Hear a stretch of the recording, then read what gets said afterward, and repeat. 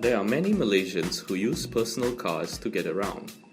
However, not all car owners are savvy when it comes to understanding how our cars work and what should be done to keep them working. Of course, this is nothing to be ashamed of, as maintaining a car by yourself is not always that simple. For owners of newer cars that are still under warranty, you can simply take your car to your manufacturer and they will do all the work for you.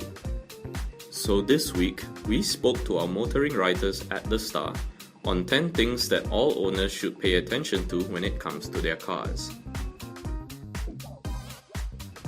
A car needs to have adequately inflated tires to make the most out of its mileage.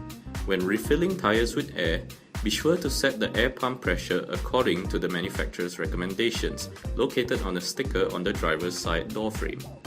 A car's service manual usually provides information such as how often you need to change your engine oil and transmission fluid. In most cars, you can check the level of oil in your engine by checking the dipstick, which is usually yellow in color. You can check the level of transmission fluid in your car using a different dipstick, which is red in color. It is normally located towards the bottom of the engine compartment. A good indication of when transmission fluid needs to be changed is when it changes color from red to a dirty brown.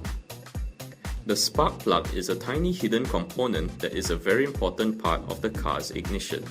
Whenever you have problems starting your car, it is sometimes the case that the spark plug has worn out over time and needs to be replaced. Nowadays, newer iridium spark plugs can last quite long and do not need to be replaced so often. Checking how much energy is left in a car battery involves the use of a device called a multimeter. Usually, we would take our cars to the mechanic to help them check, and as a rule of thumb, it is a good idea to do this once a year. It really isn't hard to tell when your brakes need maintenance.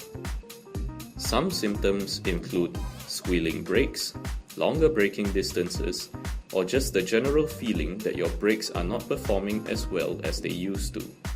In such situations, it is best to just have your mechanic look at it. The air filter is responsible for efficient airflow and overall performance of your car. It is an inexpensive part that is fairly easy to replace. When you feel your car is not performing as well as it used to, it is possible that you have a dirty air filter that needs replacing. The radiator keeps the engine cool, and the coolant fluid that it uses can last a long time. However, it is possible to refill it with distilled water instead if coolant is not readily available when the engine overheats. Of course, knowing how to change a tire in an emergency is really important. Firstly, pull over to the side of the road and set down your triangle warning sign.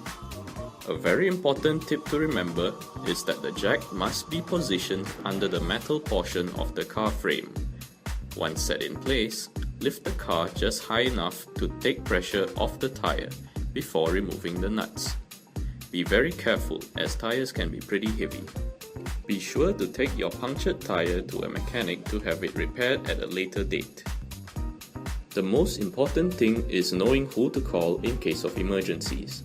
The AAM hotline is extremely useful, and so are patrol units for specific highways, ambulances in case of accidents, your car insurance company, as well as trusted friends and family members.